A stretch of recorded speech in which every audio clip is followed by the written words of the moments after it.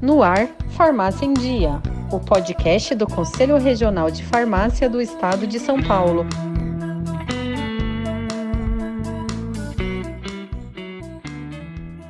Olá, ouvintes, bom dia, boa tarde, boa noite. Meu nome é Kênia Macedo, eu faço parte do Comitê de Ações Afirmativas para a Promoção da Igualdade Racial do Conselho Regional de Farmácia de São Paulo e esse é o nosso podcast Farmácia em Dia. Hoje a gente vai abordar um tema que é de extrema importância, que é a política de saúde da população negra. E quais são os desafios, em que estágio ou estado nós estamos e quais são as perspectivas para o futuro. E para enriquecer a nossa conversa, a gente tem um convidado que é muito especial para a gente, que é o Dr. Lucas Diniz. Eu vou deixar que ele se apresente e que ele já vai se apresentando, contando por que a gente resolveu convidar ele para participar do nosso podcast. A palavra é sua, Lucas. Boa tarde a todos e a todas. Obrigado, Kênia. É incrível estar aqui com vocês hoje, Conselho Regional de Farmácia de São Paulo. Eu sou o Dr. Lucas Diniz, eu sou um médico preto. Atualmente estou como coordenador do Centro de Referência de Saúde da População Negra aqui em São Paulo. Além de preto e médico, eu também sou otorrino, cirurgião plástico da FAS, faço parte do grupo de plástica facial lá do HC, Hospital das Clínicas da USP. Eu vim aqui contribuir com vocês no que podemos colaborar aí em relação a essa interface, né, saúde da população negra, medicina, farmácia, acho que tudo se constrói em conjunto. Maravilha, obrigada.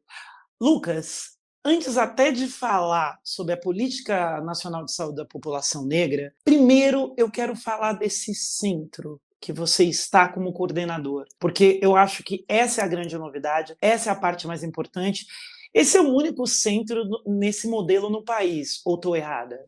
Neste modelo, sim. O centro ele está diretamente vinculado à Faculdade Zumbi dos Palmares, né, aqui em São Paulo, e ele tem o intuito de prover não só atendimento, mas também ser um centro de pesquisas, né, de ser um articulador de políticas entre a sociedade civil e o governo, entre a pessoa que necessita de atendimento e o indicador de saúde. A ideia é fazer toda essa coordenação num só lugar. Óbvio que ele não fica restrito ao espaço físico, né, do centro que está ali localizado a ser fundado na Zumbi. O intuito é que isso vire no futuro, se Deus quiser, um grande hospital para atender toda a gente preta que a gente tem aqui nessa cidade. Mas a ideia é justamente fazer essa ponte, né? A gente tem a política como norteadora aí de eventos, do que precisa ser feito, mas eu acho que entre o que precisa ser feito e a ação na prática tem um grande espaço que não está sendo preenchido. E aí a gente vem para talvez entender essas respostas, né? Por que não está sendo preenchido esse espaço há tanto tempo?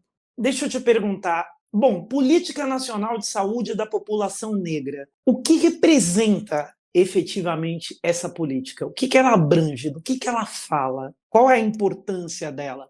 Kênia, a política em si, né? Não só a política da saúde da população negra, né? Doravante chamada Política Nacional Integral de Saúde da População Negra, né? Ela se constituiu lá em 2009, né? A sua primeira versão. Ela vem como um embasamento teórico para deixar descrito em linhas muito bem delineadas o racismo institucional dentro do ambiente de saúde. Então, é um reconhecimento, né, do Estado, não só do Estado, mas também em conjunto com a sociedade civil e diversos representantes, de que existe uma esfera onde o negro, que compõe mais da metade da nossa sociedade, não só em São Paulo, mas em todo o Brasil, o que ele sofre, de fato, quando ele vai buscar o serviço de saúde, né? Não só no SUS, mas também na esfera particular, né? Quem atua em saúde suplementar sabe que também existe esse mesmo recorte de preconceito e de racismo. Então, a política ela vem descrever como a população negra é prejudicada por não ser atendida da maneira que deveria. Ela vem delinear coisas como por que a mulher negra é tratada de forma diferente da mulher não negra. Por que populações marginalizadas não têm o mesmo acesso que populações que vivem em áreas nobres quando se está falando de SUS, que deveria ser um acesso universal e equitativo. A política ela é maravilhosa. Se aquilo fosse a realidade do SUS e da saúde no Brasil, a gente estaria, assim, num outro nível, né, de assistência, digamos assim, mas, infelizmente, ela não é a realidade. Ela é de 2009, foi atualizada em 2013, depois teve uma nova versão e a última versão, que é de 2017, que ainda a gente esbarra em alguns entraves que, infelizmente, são entraves, mas também são oportunidades de fazer alguma coisa diferente, né? E falando desses entraves, a gente sabe que a política nacional, e eu estava lendo a respeito, cerca dos 5.500 mais de 5.500 municípios que a gente tem no Brasil, apenas 200 municípios aplicam em maior ou menor grau a política. E um dos principais entraves, pelo que eu estava percebendo nas pesquisas que eu fiz, são justamente o quesito raça-cor no preenchimento das fichas de entrada dos pacientes, que seria uma coisa muito simples e acaba não sendo. É como se a gente tivesse uma sociedade que tivesse construída de modo, e por isso a questão do racismo institucional, desde o começo da entrada da pessoa negra no sistema, ela já fosse apagada de cara. De cara ela já não existe. Sob o manto da democracia racial e do somos todos iguais. E nós não somos. E que bom que nós não somos, porque é justamente das diferenças que se faz a evolução. Além desse fator, doutor, o senhor enxerga que mais fatores que dificultam a total implementação da política nacional pra população, de saúde para a população negra? Kenneth, você tocou num ponto-chave, né? Tudo começa a partir do momento que você não reconhece que pessoas, seres humanos, são diversos, somos diferentes, cada um tem a sua genética, cada um tem o seu meio, esse meio é traduzido em fenótipos, né? A cor da minha pele, ela é fruto dos meus ancestrais, da minha família, da minha genética, da ciência, né, que juntou lá azão do meu pai com azão da minha mãe, mas também da onde eu vivo, de como é o meu entorno, quais são as condições de saúde que eu recebo, a quantidade de sol a que eu sou submetido. Talvez se eu ficar 24 horas dentro do hospital, eu não vou ser tão escuro assim. Mas nem por isso eu deixo de ter uma série de outras questões que estão debaixo dessa pele, né? E o usuário do serviço de saúde, muitas vezes ele não recebe esse cuidado, né? Essa atenção humanizada. O fato de termos uma política desde 2009 implementada, instituída, e a gente ter uma ínfima minoria de municípios dentro do Brasil que não utilizam dessa política, isso é nada mais, como você bem disse, o mito da democracia racial escrachada, né? Mas por que isso? Por que não conversamos sobre isso? Por que temos essa dificuldade em simplesmente selecionar entre 5 raças ali quando o usuário chega? É só ticar lá, né? Não conversamos sobre isso. A gente não é educado sobre isso. E aí você vai aprofundando por que isso não acontece. Eu, durante toda a minha graduação, são 6 anos de medicina, ninguém falou nada de saúde da população negra. Nada. O único, digamos assim, o único episódio, né, para não delinear mais detalhes a respeito disso, mas o único episódio que tivemos foi um trabalho que foi produzido a respeito da analgesia, né, materna, né? Mulheres negras recebem menos analgesia. Esse foi um trabalho, mas dentro da graduação, dentro do ensino teórico, nada. Durante a minha residência, nada. 3 anos de residência. Durante a minha subespecialização, mais 2 anos, também nada. E aí você vê que isso é recorrente, né? Ao longo dos anos, não se fala sobre essas questões, né? Só que, assim, não é uma doença genética rara, não é um grupo de 0,0001%, é a metade da população do país que deveria estar recebendo um cuidado, um tratamento, um ensino adequado, né? E se você não tem o ensino, né, de saúde da população negra dentro das universidades, que deveriam ser os centros formadores de opinião, de educação para difundir para o resto da sociedade, se você não tem médico, se você não tem enfermeiro, se você não tem farmacêutico, se você não tem dentista recebendo este ensinamento, como que você vai querer que uma política que foi feita lá em Brasília chegue lá no Amazonas, por exemplo, e ela seja de fato implementada. A gente vê o porquê disso não está acontecendo. Esse preenchimento só desse quesito é só o fio da meada, né? A partir do momento que você ensina à sociedade, não só os acadêmicos, digamos assim, as pessoas que estão estudando, que existe sim uma diferença entre negro e branco e indígena, mas não uma diferença ruim, como você muito bem colocou. Você é muito inteligente, você já vem puxando as coisas, né? Mas a gente tem uma infinidade de pesquisas que mostram que ambientes diversos, né, ambientes com diferentes backgrounds, culturas, saberes, enfim, até mesmo não a diversidade só de raça e de cor, mas também de gênero, né? Você tem uma construção muito mais produtiva. E o Brasil é isso, né? O Brasil é essa mistura de coisas, de riquezas. Para quem mora em São Paulo, é obrigado, né, a engolir esse turbilhão de coisas diferentes e tudo acontecendo ao mesmo tempo. Mas depois que você acostuma, você fala assim, cara, que rico isso, né? E que pena que a gente não abusa disso para cuidar do ser humano, né? Para entender essa dimensão, né? De que, olha, a quantidade de pessoas que tem aí, se a gente soubesse um pouco mais de cada uma dessas raças, né? Seria tão mais rico. Então, o quesito raça-cor, né? Que é o nome técnico para essa questão de preencher se é preto, se é pardo, se é indígena, enfim. Esse é só a pontinha, né, dessa questão de, poxa vida, nós ainda em 2025, nós ainda sofremos com essa falta de sensibilidade de um aspecto tão inerente do ser humano, que é a raça, né, a etnia e a saúde dele. Acho que eu falei demais. Eu achei perfeito. Não, perfeito. É isso mesmo.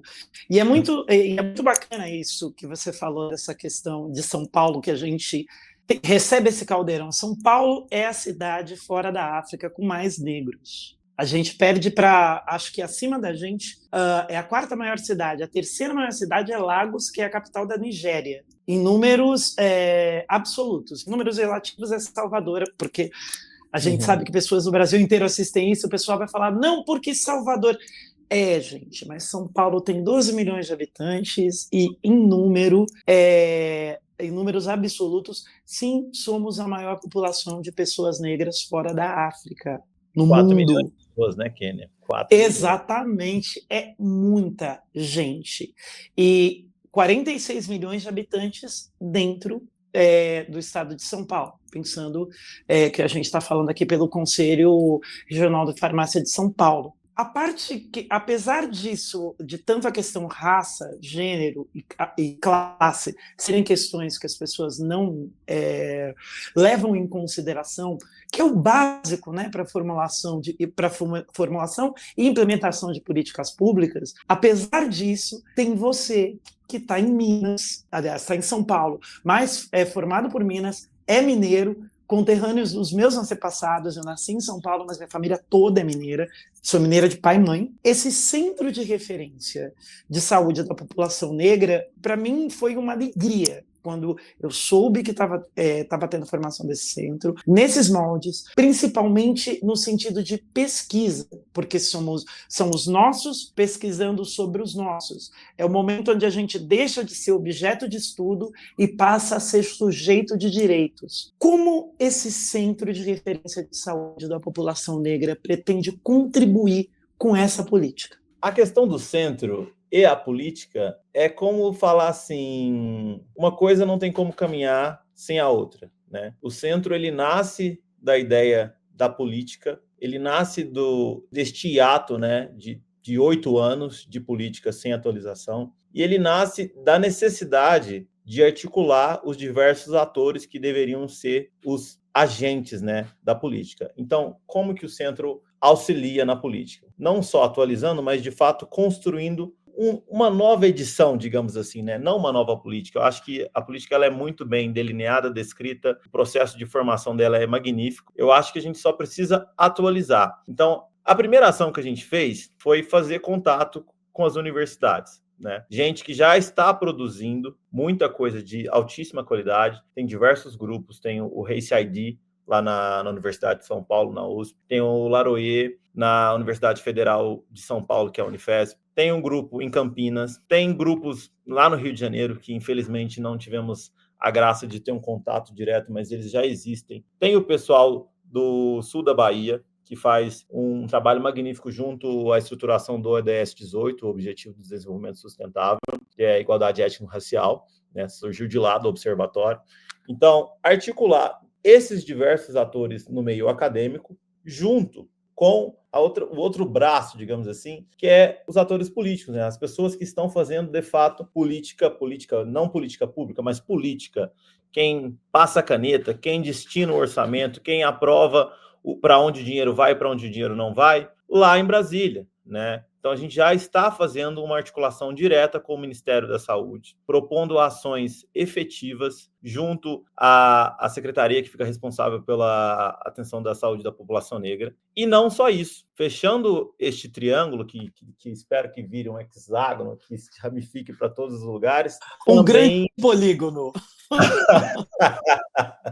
O grande polígono, com quem também pode, de fato, ajudar, né, com um dinheiro, né, que seriam as grandes marcas, porque essas pessoas que são usuárias do sistema de saúde, não só o SUS, mas o privado, elas também vão consumir algum produto. Será que aquela comida de uma dada marca, de fato, condiz com o que é receitado pelo médico, de fato condiz com o salário, né, com o budget, com o orçamento familiar que é indicado pelo médico? A gente sabe aí que uma das doenças mais prevalentes, né, e especialmente na população negra, é a hipertensão, né? Quem entende como tratar a hipertensão, dieta é um pilar essencial. Se a gente fala de diabetes, que também é mais prevalente na população negra, que tipo de alimentação que a gente está divulgando, né? O que a gente está fazendo para essas pessoas que já são marginalizadas, já têm um orçamento reduzido? O que a gente, de fato, está propagandeando para essas pessoas consumirem? E que, caso eu não esteja fazendo uma propaganda adequada, o que eu estou fazendo para contrabalancear isso, né? Será que eu estou investindo em pesquisa? Será que eu estou pegando uma parte do meu orçamento e estou doando para aquela universidade, ou para aquele centro, ou para aquela ação de saúde de um grupo específico? Acho que essa ponte entre as marcas, né, digamos assim, vamos chamar de marcas, pode ser o mercado, a política em si feita lá em Brasília, ou nos governos, ou nas prefeituras, e a universidade, eu acho que a resposta está nessa encruzilhada. A resposta está nessa encruzilhada. O que poderia, né, capitanear essa encruzilhada é você, de fato, reconhecer que existem pessoas que já fazem este grande polígono há bem de uns 300 anos. Se não fossem essas pessoas, nós não estaríamos aqui hoje. Talvez nós nem existíssemos como agentes promotores de saúde, doutores Lucas, Kênias múltiplas. Essa mulher, eu não sei, ainda bem que ela falou, né? Mas eu não sei. A mulher canta, a mulher é farmacêutica, a mulher é do samba, a mulher é... Eu não sei como consegue fazer tanta coisa num corpo só, mas a gente sabe que isso é fruto de muita ancestralidade e de motivações que a gente talvez nem entenda hoje. Então, reconhecer essas pessoas como grandes detentoras de saberes, eu acho que é o ponto do meio do caminho, né? Não é nem o final, e também não é nem o início, porque nada começou hoje. A política é de 2009, mas tem coisa aí muito mais antiga do que a gente passa a entender. Eu acho que um ponto interessante que também faz um gancho com essa fala nossa, Kênia, a política reconhecer, né, os conhecimentos, né, os saberes e religiões matriz africana como um eixo essencial da saúde. É um eixo essencial. Eu não sei como que você vê isso, você tem que me parar, porque senão eu vou falando, eu vou dizendo. Não, eu acho incrível e eu adorei isso, porque uma coisa que sempre me chamou a atenção, a minha avó era mateira, e a minha avó era de Biaí, que é do extremo norte de Minas. Uhum.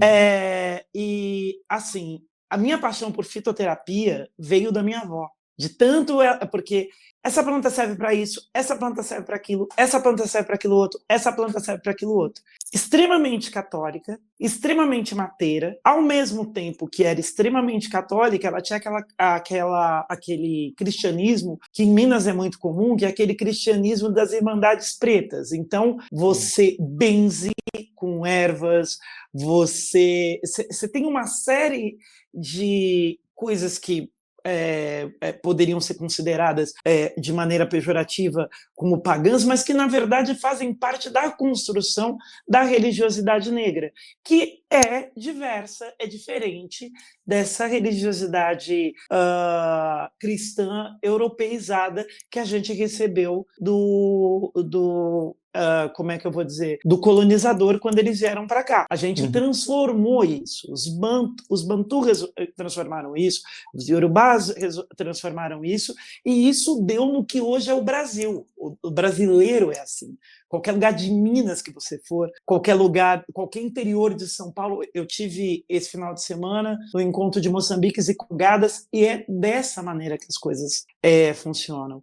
Então, quando você fala, Lucas, de eu pensar na maneira com que as religiões de matriz africana pensam o cuidado, e a verdade a palavra cura, a raiz da palavra cura é cuidado na etimologia. Então, quando a gente pensa no cuidado, a gente tem que pensar no diálogo que a gente vai estabelecer com a academia, com essas comunidades. Porque é só a partir desse diálogo que eu vou aumentar a adesão a qualquer tipo de intervenção, farmacológica ou não, terapêutica, ou qualquer tipo de terapêutica, seja ela melhor colocando, né? Qualquer tipo de terapêutica, farmacológica ou não, dentro dessas comunidades.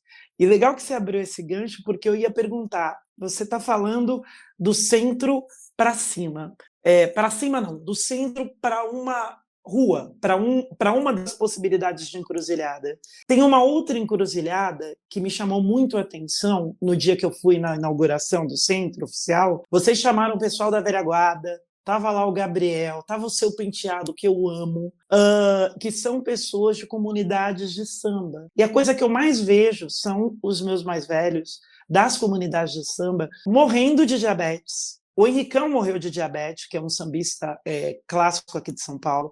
Geraldo Filme morreu de diabetes. Jovelina Pérola Negra morreu de infarto, ela era hipertensa. Então, se eu for pegar todos esses músicos negros, todos eles sofreram com a falta de cuidado com doenças evitáveis. Doenças que tanto a medicina poderia auxiliar com intervenção medicamentosa, com anamnese que fosse, como qualquer outro profissional da saúde poderia intervir nas suas possibilidades. Nós, farmacêuticos, ou fisioterapeutas, ou educadores físicos, ou nutricionistas. Como é que é essa interface do centro com essas comunidades de base? Sejam elas comunidades de samba, comunidades de terreiro, grupos de capoeira e outras formas de aquilombamento. Como é que vocês estão pensando isso? A ideia é trazer essas pessoas, né, para junto do centro, mas não fisicamente, mas espiritualmente não seria a palavra. Eu entendo que como agentes construtores, né, da ideia do centro. Você falando sobre pessoas, né, da comunidade que morreram de doenças evitáveis, vem puxando as coisas na memória, né? Um dos maiores dificultadores que eu acho que existe hoje da implementação da política, pensando no que acabou de ser dito, é o mesmo problema em qualquer lugar, se você for falar de medicina ou de grandes posições de poder. O fato das pessoas não se enxergarem, delas não se verem, né, como... Fala assim, tem um médico, vamos contar uma historinha que fica mais fácil, né? Dizer como fazia antigamente. Tem um médico que ele nunca se importou com nada do que acontece aqui. Ele e o grupinho dele, né? Independente de que cor que seja, mas ele nunca se importou com o que acontece aqui. E aí, eu sempre me curei com as coisas que saíram daqui, com as informações que a gente tinha aqui. E agora, no final da minha vida, essa pessoa que eu nunca vi, que nunca me ajudou com nada, ela quer que eu me entupa de remédios esses que eu nunca usei, que ninguém nunca me ofereceu, e que agora, além disso, eu vou ter que pagar caro por eles. Acho que o grande ponto está aí. Vou ter que pagar caro por esses remédios. Eu vou confiar nessa pessoa, que não se parece em nada comigo, que nunca me estendeu nenhuma mão, ou eu vou confiar e viver aqui com os meus, mesmo que isso me custe, talvez, morrer da forma que eu acho mais digna. Eu acho que é isso. Então, talvez você ter um profissional de saúde de qualquer cor que seja, que desde o início, né, a gente tem aí diversos exemplos de mártires, né, que eu sou contra. Eu não gosto da ideia de o ser humano depender de algum mártir ou de algum missionário para ter saúde. Eu adoro missão humanitária, eu participo em missões da igreja, né? Eu sou católico também. Adorei que você mencionou essa questão de Minas. Na minha cidade, a gente adora um sincretismo de misturar uma coisa com a outra. A minha família tem um terno de congado lá em Uberlândia, o verde e branco. Então, isso é uma ferramenta de cura, mas eu acho que o grande entrave está em as pessoas não se enxergarem nos diversos profissionais que deveriam estar cuidando dela desde sempre, não só na hora da crise, né? Não só na hora de cobrar alguma coisa. Eu acho que a gente começa a entender com uma profundidade mais interna, né, da coisa, de por que é assim? Por que essa pessoa morreu de infarto, né, tão jovem? Por que não tratou o diabetes, né, tão cedo? E quando essa conversa ela é aberta, claro que as pessoas vão se respeitar. Claro que vai existir uma troca genuína entre o profissional de saúde que teve uma formação puramente acadêmica e a benzedeira. Eles vão se comunicar ali de uma maneira respeitosa, né? Puxando a sardinha para o seu lado, né, da farmácia, né? Um exemplo óbvio, né, para quem é farmacêutico, médico, químico, é a Botropios, a jararaca, a cobra, que é fonte do principal e inicial remédio, né, dos BRA, né, da onde vem aí o antihipertensivo, né, famosos bloqueadores, né, da enzima receptora aí de angiotensina e ECA. Isso veio da cobra, isso é um conhecimento nosso, alguém viu isso, alguém sistematizou isso e colocou no livro, e aí veio uma empresa não sei lá de onde, monetizou isso, virou um remédio, virou outro, mas ninguém conta que foi da cobra, que fica lá no meio do mato, e alguém tinha esse conhecimento e passou para outro. Essa história não é contada desse jeito. Só quem busca esse conhecimento que vai ter acesso a essa informação. Tá, e o que mais? E além disso? Ao entender que esse conhecimento saiu de lá, será que não existe outro conhecimento que a gente não está sistematizando e distribuindo para a população? Será não? Existe um monte de coisa. Claro, você acabou, desculpa te interromper, mas você acabou de falar disso. Eu lembrei da Salix Alba, o primeiro grande blockbuster da indústria farmacêutica, que é o ácido acetilsalicílico, veio da Salix Alba. Só que os egípcios já usavam folhas de Salix. E outras comunidades tradicionais já usavam folhas de Salix. Você tem desenvolvimento de anestésicos tópicos a partir do jambu.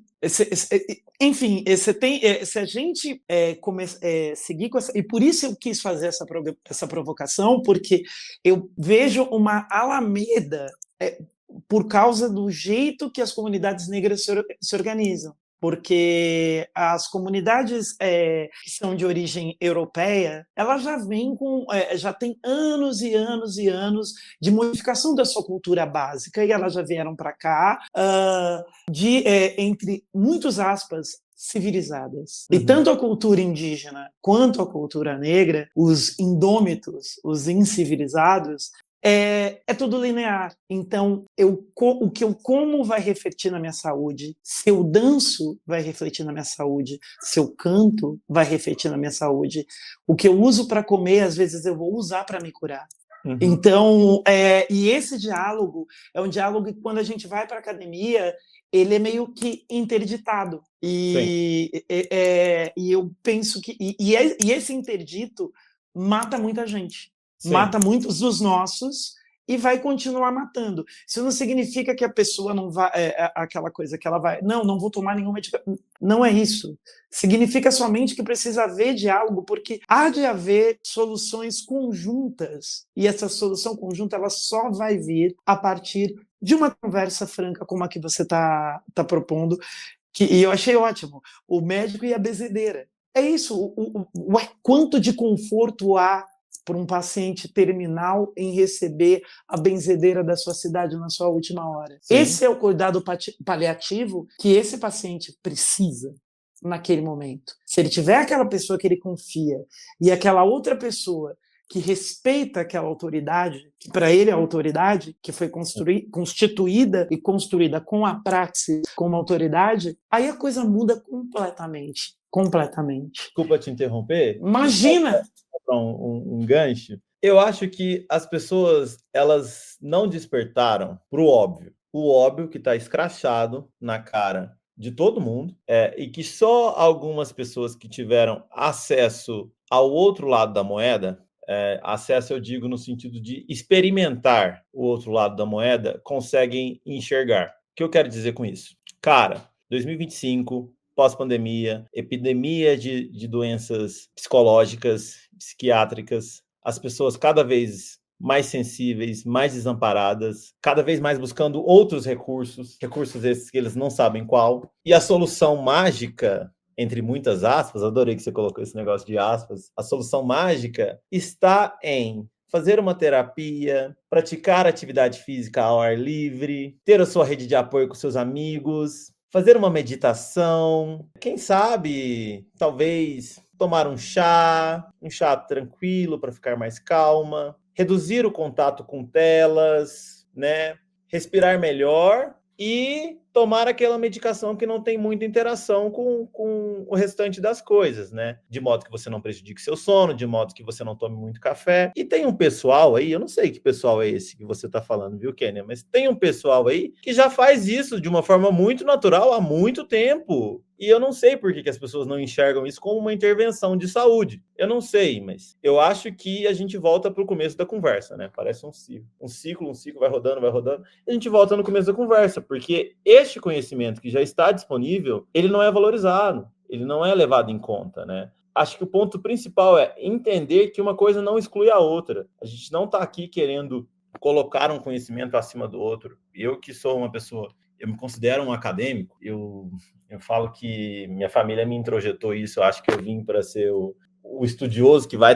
entrar lá dentro da academia, aprender tudo que tem lá dentro e trazer de volta, é alguma coisa assim. Então eu estudo demais, leio demais, às vezes eu faço assim, cara, eu tô meio fora da realidade, mas eu acho que tem um motivo para isso. Eu acredito no poder do remédio, da cirurgia, e eu acho que, inclusive, né, eu acredito no poder da informação, porque muitas vezes o paciente não tem acesso à informação do que tomar, de como tomar, de o que não tomar em conjunto com o outro. Eu acho que essa informação que muitas vezes não chega lá na ponta, ela é crucial, né, para o pessoal entender como tratar uma hipertensão descontrolada, o que de fato é essa hipertensão, qual que precisa de remédio, tratar uma diabetes descontrolada, mas a gente sabe que tem uma série de detalhes que só o especialista desta área, assim como a benzedeira, sabe qual é a rama certa ali para misturar naquela dada hora. Eu acho que a farmácia, né, em si, ela tem uma expertise muito além do médico, ou do enfermeiro, ou de qualquer profissional de saúde que seja. E acho que é para isso que a gente tem que ter essas conversas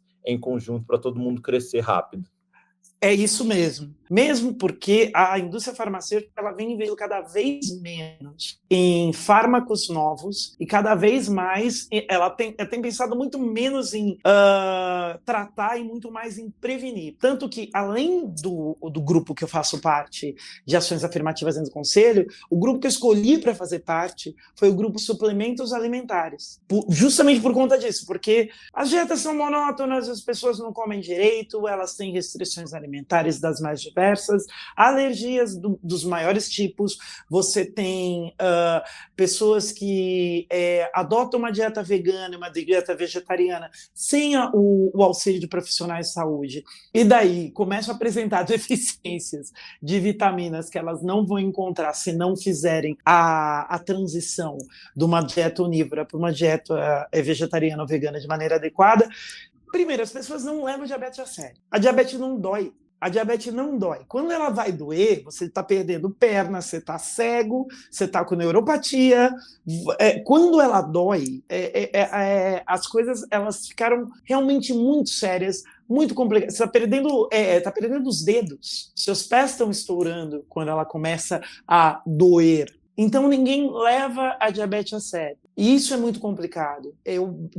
Toda vez que eu vejo, quando a gente fala de populações negras e a gente fala a respeito de doenças prevalentes, sempre aparece tanto a diabetes quanto a hipertensão, e aí eu sempre faço um barulho de um podcast famoso de política que eu adoro. Será mesmo? Porque tem uma questão socioeconômica ligada. Essas pessoas elas estão se alimentando de cestas básicas que não são balanceadas, que estão cheias de farinhas, e farinha é açúcar, amido é açúcar, macarrão é açúcar.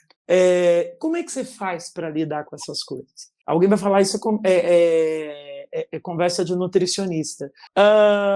É conversa de nutricionista no sentido de dieta, mas falar de hábitos de vida saudável é dever de todo profissional de saúde. Todo profissional. Você, como otorrinolaringologista, tem que falar de hábitos saudáveis. Eu, como farmacêutica, tenho que falar de hábitos saudáveis. E a gente não fala desses hábitos saudáveis. E também tem a questão que você tocou lá um pouco para trás, sobre a questão do preço. Eu vou pagar caro por um negócio que eu nem sei se eu devo usar. Tem a questão farmacoeconômica.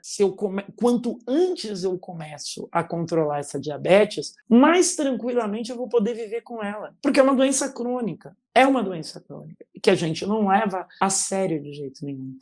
E agora você tocou na coisa de vocês farmacêuticos, e essa é agora a grande pergunta. Como nós, farmacêuticos, podemos contribuir com esse projeto do Centro de Referência? Porque eu vi, no dia da inauguração, eu vi vários profissionais de saúde, eu vi enfermeiros, eu vi fisioterapeutas, e são todos profissionais extremamente importantes, fisioterapeutas, inclusive, que tem uns que fazem voluntariado na Associação Paulista de Baiana, porque elas têm... Sim, eu sou envolvida no samba e bem envolvida. Então, tem uma associação de baianas, do pessoal que faz ginástica laboral com essas baianas, que ajuda elas com fisioterapia, porque elas têm que carregar como é que eu vou dizer, a fantasia, às vezes tem a ombreira, tem uma série de coisas, eles fazem exercícios, eles cuidam da saúde dessas baianas, que normalmente são as mulheres mais antigas da escola, são mulheres que foram chefes de ala, são mulheres que passaram, às vezes, pela percussão, ou trabalharam na harmonia e na evolução, que cuidaram das crianças, que muitas vezes cozinhavam dentro das escolas de samba e resolveram ser baianas, que é a alma da escola junto com a bateria. E essas são mulheres mais velhas, mulheres que normalmente estão sozinhas, que muitas vezes perderam seus companheiros, que são arrimos de família, muitas delas trabalham até hoje, e os fisioterapeutas estão muito perto delas. Eu achei muito bacana quando eu descobri esse trabalho dessa associação com fisioterapeutas. Como os farmacêuticos podem ajudar nesse contexto ao centro e a política nacional de saúde da população preta? Olha, eu acho que o principal ponto da conversa é gerar informação, né? Vai chegar ao ouvido de diversas pessoas, de diversas cores, raças, backgrounds diferentes. Eu acho que a principal coisa que um profissional de saúde pode fazer é informar. É o famoso levar a palavra, mas levar aquela palavra de acolhimento, de quase escuta. Você fala, mas você escuta, né, o que o outro está te dizendo. Então, se você está falando, né, sobre um assunto específico, que é, no caso aqui hoje, saúde da população negra e farmácia, como que você vai levar informação para o seu amigo farmacêutico que não seja negro, que não vivencie essa realidade dia a dia, no dia a dia, que não sente essa dor, talvez nem trabalhe com esse público? Como que você vai chegar para ele e falar disso? Eu acho que o dado, ele convence, né? Porque ele não tem... O dado é o dado, né? Leva o dado. Então, você fala, olha, existe um grupo de pessoas no Brasil, um grupo de pessoas no estado de São Paulo, um grupo de pessoas na cidade de São Paulo que sofre mais de determinadas doenças. Quais doenças? A Política Nacional de Saúde Integral da População Negra, ela elenca as principais doenças. Hipertensão. Por quê? Porque é a principal causa de morte, não só no Brasil, mas no mundo. Doenças cerebrovasculares, né, e infarto. Então, se você trata a hipertensão, você está tratando esse grupo específico de pessoas, né? E existem algumas coisas, né? Algumas associações farmacêuticas que não devem ser utilizadas na população negra e outras que são mais adequadas, né? E talvez um conhecimento assim, Mobral, né? Adoro o termo Mobral, né? O conhecimento Mobral que você passa para para uma pessoa, para uma senhorinha, para um senhorzinho, ou até mesmo para um jovem que não fala assim, que para a gente parece 2 mais 2, mas para a pessoa vai ser, então, cara, você não vai dar losartana com captopril, não pode isso. Mas será que a senhorinha sabe? E você não precisa ser uma pessoa negra, você não precisa nem ser sensível a essas questões, mas você vai estar fazendo uma grande diferença na vida dessa pessoa. Talvez você vai estar protegendo ela de perder um rim no futuro, né? Se ela ficar fazendo uso recorrente disso, porque a gente sabe que tem uma infinidade de pessoas que adoram se automedicar e não têm acesso à informação. Então, levar a informação dessa maneira já seria uma grande intervenção em saúde. Qual que seria o próximo passo para o farmacêutico que está disposto a contribuir, né? Independente da cor, tá, gente? Eu tenho uma série de amigos de diversas cores, né? O meu círculo social dentro da medicina, não sei se vocês imaginam, mas a maioria são médicos brancos e eu preciso conversar com eles porque eles são meus amigos e eu sei que eles querem me ajudar. Então, para os ouvintes negros e para os ouvintes brancos, para os ouvintes indígenas, para todos os ouvintes, eu acho que a melhor coisa que a gente pode fazer, além de levar a informação, é se colocar em círculos, né, de decisão, participar de rodas de conversas que vão talvez definir uma mudança de alguma política, né? Eu acho que isso importa muito. Ir a eventos, né, com aspectos específicos de saúde da população negra. Não deixar que a mudança, né, que o podcast, que a conferência, a reunião que seja, fique restrito somente a 13 de maio e ao mês de novembro. A gente não pode deixar isso acontecer. Em se falando de farmácia, de remédio, de farmacocinética, do horário, da forma de consumir a medicação ao longo do ano, você também está contribuindo e muito para a saúde da população negra. E eu acho que, por fim, assim, a coisa mais interessante que teria para ser feito, eu acho, dentro do conselho, que é regional de farmácia, mas a gente sabe que isso pode chegar para outros conselhos, né? Fala-se muito em escalonar, né? Como que a gente vai escalar isso aqui para outros estados? Aquelas conversas de comerciante, né? Aquela coisa toda. Eu acho que cara, de fato, promover uma ação específica. Vamos fazer uma pequena ação aqui dos grupos que estão a fim de fazer alguma ação específica em saúde da população negra num território lá na Zona Leste. A gente faz esse primeiro evento. Que seja para 10 pessoas, ou para 100, ou para 1.000. Mas vamos começar pequeno, para 10 pessoas.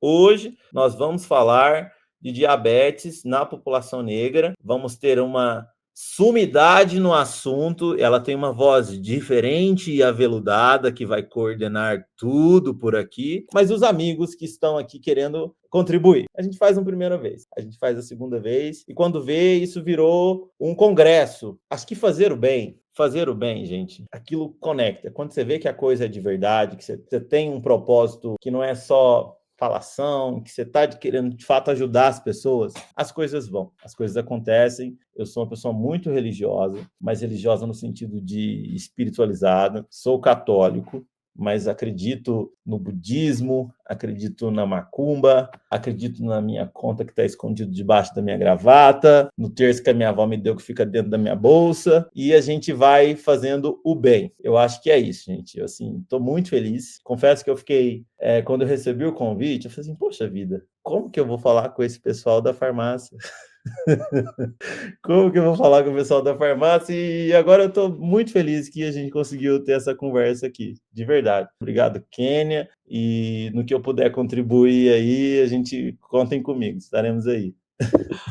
Lucas, quem agradece é o Conselho Regional de Farmácia e o Comitê de Ações Afirmativas para a Igualdade Racial. Foi uma alegria ouvir você falar e falar de maneira íntegra e integral, porque é isso, é sobre essa mescla, sobre essa diversidade, sobre essa intersecção que a gente queria mesmo falar. Era isso que a gente queria ouvir. A gente agradece imensamente a sua presença e torce para que seja a primeira de muitas, para que a gente possa, não só individualmente, eu, Kênia, ou qualquer um dos membros do comitê, mas que o Conselho Regional de Farmácia possa estar contribuindo da maneira que vocês entenderem que seja pertinente a nossa contribuição e que a gente possa trocar mais e mais vezes. Muito obrigada a você, muito obrigada a todas as pessoas que nos ouviram.